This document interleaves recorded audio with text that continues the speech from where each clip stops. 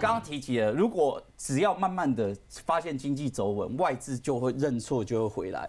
我刚刚提到这外资的操作，我个人觉得外资跟一般投资人其实没太大的差距，他也是看着你说伊也不卡跳的对，人家不怕跳，他每天真的是看着这个美国的局势突然多突然空，你看嘛是没错啊，他等到只是说很明显的，他今天看到这个所谓的小的这种经济数据比较好，他不敢去追，所以就买一些所谓的防护型的。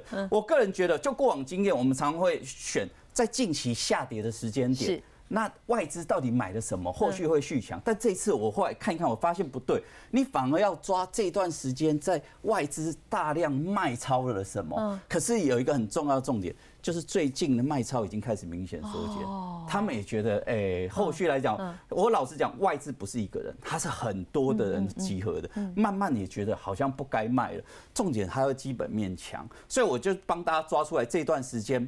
卖真的是卖的压力比较大的个股，我们来举3档，你觉得如果外资最近卖压减轻了，谁可以跟？好，没有，我们先讲这2档市场会看的差距在哪里。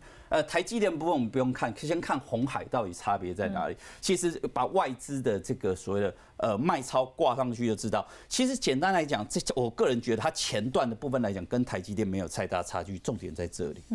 就是在外资是卡在最近才大量卖出，所以我个人觉得这目前来讲，短线相对比较弱势，我觉得是合理的。好，可是我觉得基本面其实跟台积电没有太大差异。如果你的进出是用天为单位的买台积电，如果你用周为单位买鸿海，我觉得相对是比较安全。再来我们就看到玉山金哦，除了每次要看电子，看一下玉山金，就符合我们刚刚条件，外资卖到这里是不是变少一点？对。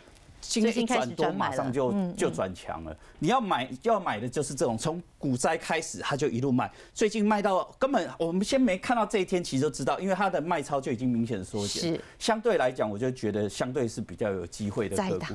最后一档哦，我们抓伟创好了，它其实也是算是比较经典的代表。你可以看到，它也是慢慢，最近开始转多了，它就开始震荡，开始有慢慢往上的格局。所以我就说，这一段时间要找的是外资在修正的时间大量卖超的个股。那我们刚刚提到还有一个最重要的，就是最近的卖超量大幅缩减。我个人觉得缩减时间点，其实你不用等待股价转强，你只要看到它卖超的量大减，其实你就可以布局。不要我们刚刚就比如说玉山金的角度来看，其实你不需要一定要等到今天这根出来，其实在这里大量卖超。缩减，其实在这里就可以布局了。了解太清楚了，谢谢明翰，请先回座了。最近看到很多个股开始拼反弹了，但是大家都说，如果有族群性的话，或许在接下来续航会比较强。有哪一些新主流出现？休息一下，稍后告诉你。投资市场瞬息万变，今天的利多很可能就成为明天的利空了。所以，怎么样随时能够掌握最新讯息？重点是做出专业的解读，而且化为精准在操作上的多空判断。记得按赞、订阅、开启小铃铛，前线100%，每天带你掌握全球最新讯息。